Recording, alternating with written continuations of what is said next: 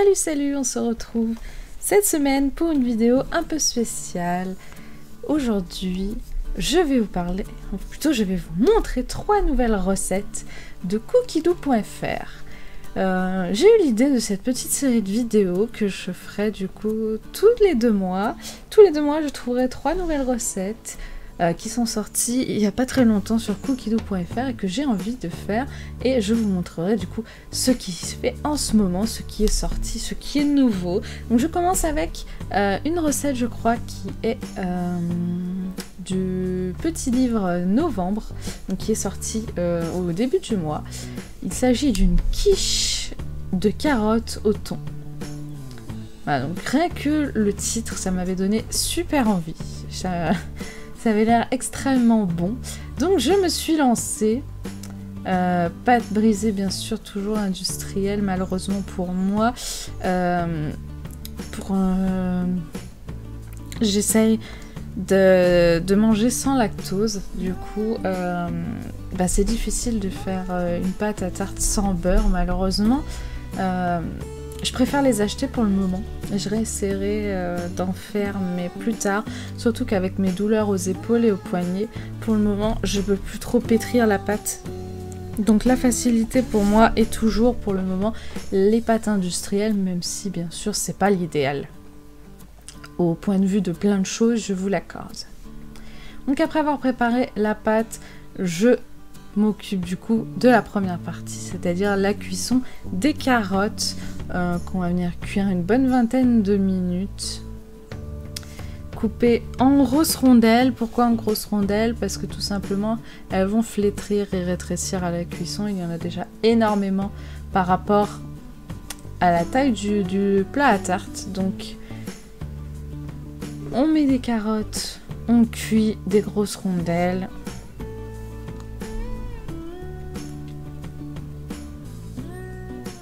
Une fois cuit, on met ça de côté et après on va faire la partie liquide de la quiche, donc on appelle l'appareil.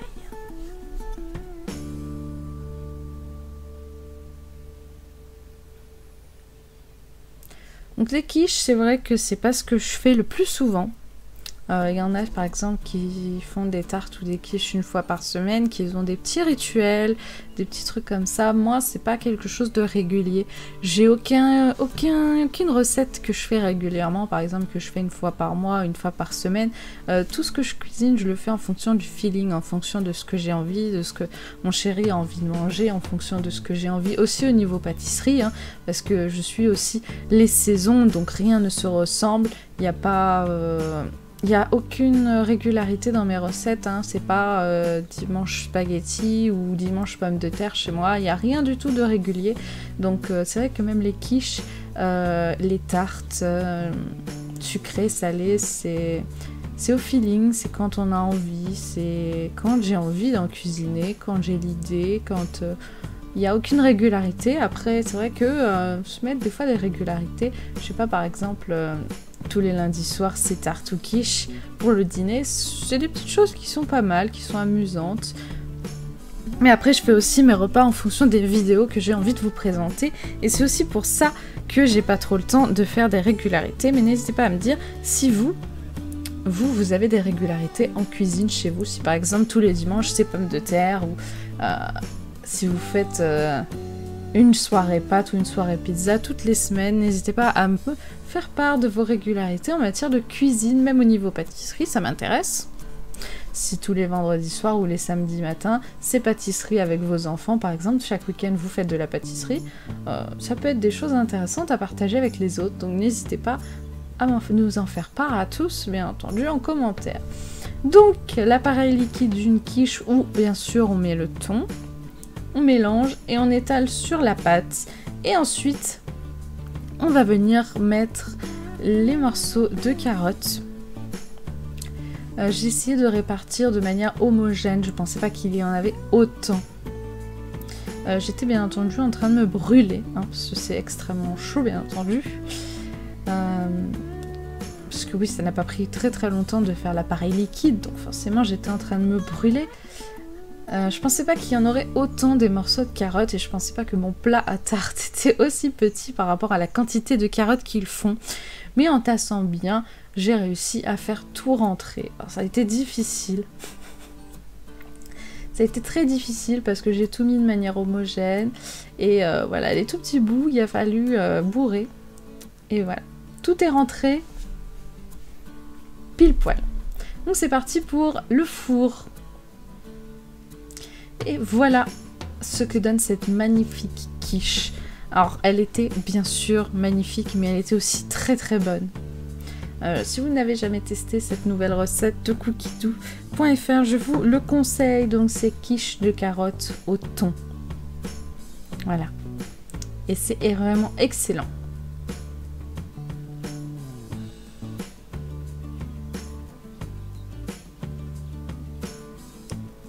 Bien entendu, pour un repas équilibré, toujours accompagné d'une petite crudité. Donc pour cette fois, c'était pour moi de la mâche. Deuxième recette, j'ai fait, avec l'aide du chéri, une brioche perdue. Donc j'ai fait plus tôt dans la semaine une brioche que j'ai coupée en tranches pour la brioche perdue. Donc là, je prépare la partie liquide dans laquelle on va venir tremper la brioche. Donc qui est vraiment très très simple. Pour le moment, on fait juste fondre le beurre dans du lait avec un peu de vanille.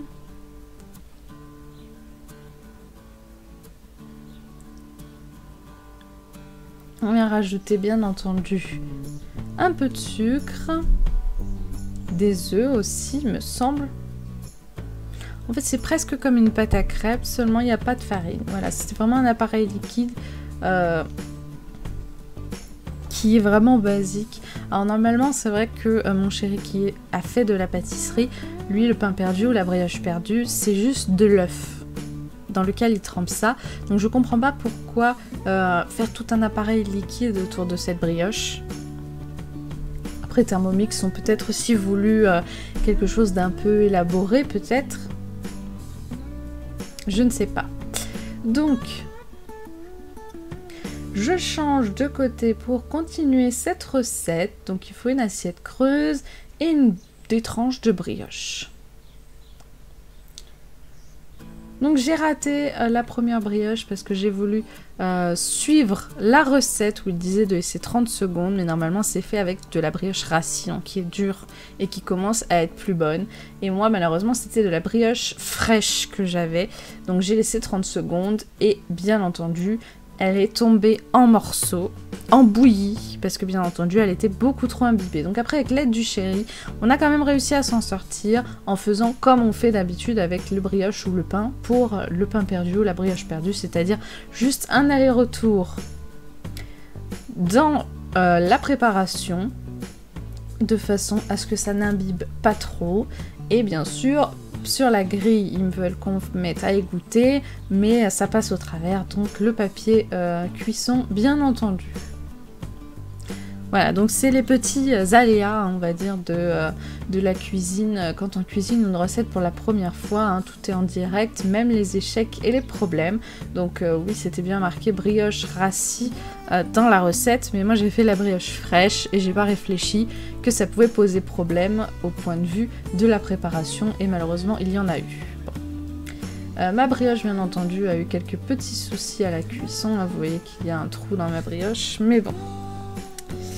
La cuisson à la poêle a recuit un petit peu l'endroit mal cuit, mais le trou, ben voilà, c'est malheureusement un souci de levure d'après mon chéri. Donc c'est une étape un peu compliquée, hein. Vous pouvez faire bien sûr avec de la fraîche, mais faites attention à ne pas laisser la brioche tremper, hein. Vraiment un aller-retour, la brioche fraîche ça pompe vraiment le liquide très très rapidement. Donc comme indiqué dans les conseils, s'il vous reste du liquide, vous pouvez rajouter un peu de farine et faire des crêpes. Donc c'est ce qu'on a fait. Je passe à la préparation numéro 2, donc je fais fondre un peu de beurre et de sucre.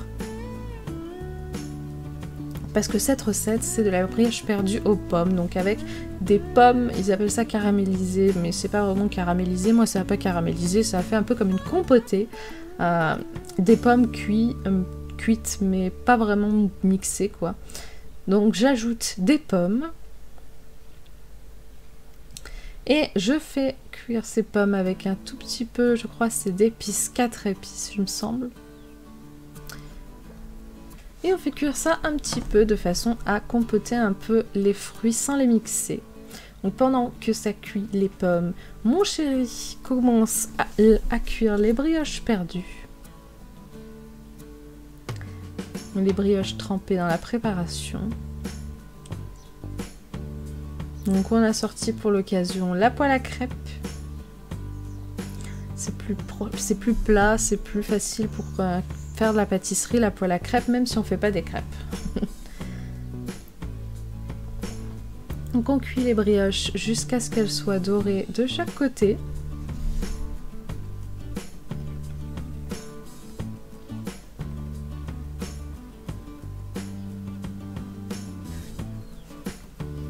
Donc voilà à peu près à quoi elles doivent ressembler quand elles sont cuites. Croyez-moi, c'était vraiment excellent.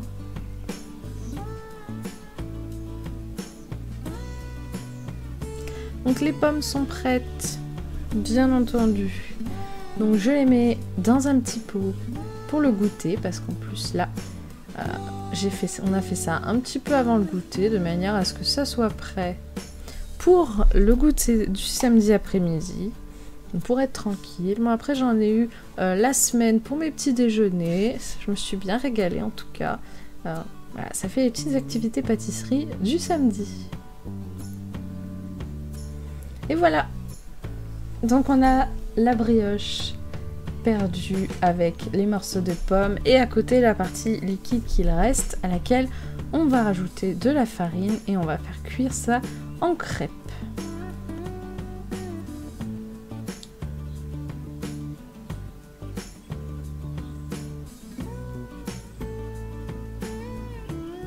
Et voilà, il a réussi à faire, je crois, 5 crêpes. Donc il les a fait un peu épaisses. Mais c'était très bon.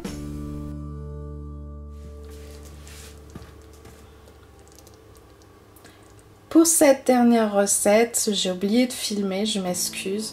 C'est un crumble de poisson. Donc on a de l'ail, de l'oignon, des carottes, des poireaux, du filet de lieu noir. Donc je n'ai fait que la moitié de la recette.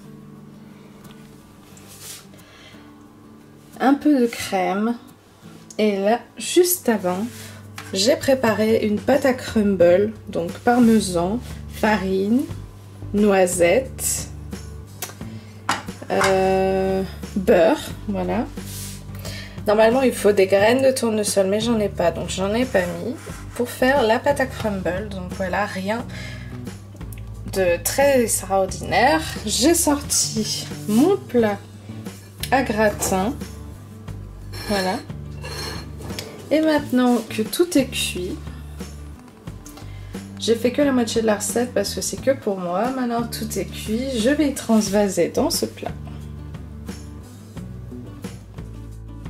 Et voilà, j'ai versé du coup la préparation. Et maintenant, il faut de manière homogène répartir le crumble. Donc je sais, je le fais à la main. Mais il est assez pâteux.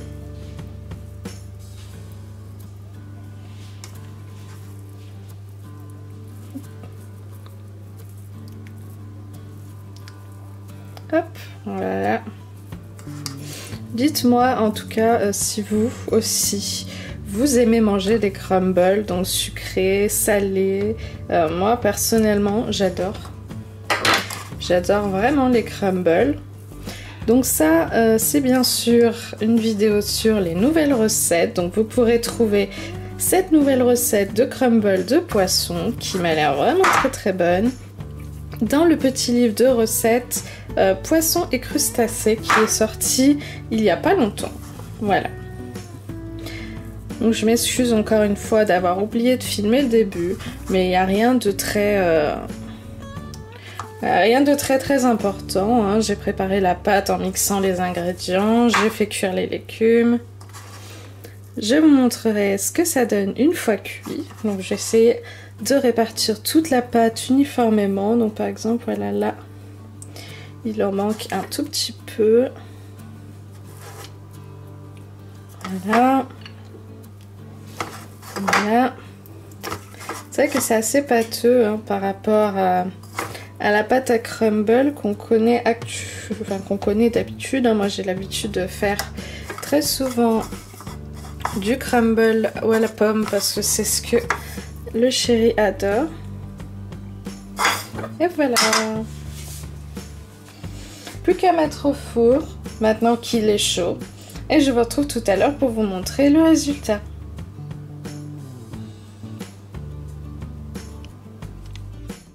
Et voilà, le crumble est prêt. Donc ça sent vraiment extrêmement bon. En tout cas, c'est une recette extrêmement simple. Je pensais quand même un petit peu plus compliqué à faire. Mais non, c'est extrêmement simple. Ça m'a l'air vraiment très bon. Chez moi, il est 12h. Donc je vais manger, je vais me servir. Et je vais vous montrer du coup à quoi ça ressemble en dessous de cette belle croûte bien dorée en tout cas. Et voilà un crumble de poisson, donc avec carottes, poireaux, ail, oignons et lieu noir bien sûr. Donc je vous montre à quoi ça ressemble. Comme ça, franchement, ça a l'air vraiment très bon. J'ai vraiment hâte. Donc pour le coup, c'est vraiment un plat complet. Donc féculents sur le dessus, légumes et protéines en dessous avec du poisson. Donc qui est en plus un poisson pas gras. Le lieu noir c'est un poisson à chair pas blanche exactement mais claire quand même. Donc c'est pas un poisson gras et ça fait du bien. Parce que du coup normalement j'ai fait la moitié de la recette, ça devait faire pour 3 portions. Mais vu la quantité je m'en doutais que ça allait me faire pour 2. Donc c'est parfait. Ça va faire un bon plat plein d'oméga 3. Voilà. En tout cas, j'espère que cette vidéo vous a plu. J'espère en tout cas que vous testerez vous aussi ces toutes nouvelles recettes de cookiedou.fr. Ces toutes nouvelles recettes qui sont sorties il n'y a pas longtemps. En tout cas, moi, je me suis bien régalée et je me suis bien amusée à les faire. C'est vrai que tester des nouvelles recettes comme ça en inédit, c'est un risque hein, parce qu'on risque de voir une recette qui est mal finie, de tomber sur une recette qui a encore des petites particularités à refaire. Mais en tout cas, je voulais vraiment vous proposer une petite vidéo pour vous montrer 3 nouvelles recettes de Cookie Doo. En tout cas, c'est un style de vidéo que je ferai du coup 3 nouvelles recettes de Cookie Doo tous les 2 mois.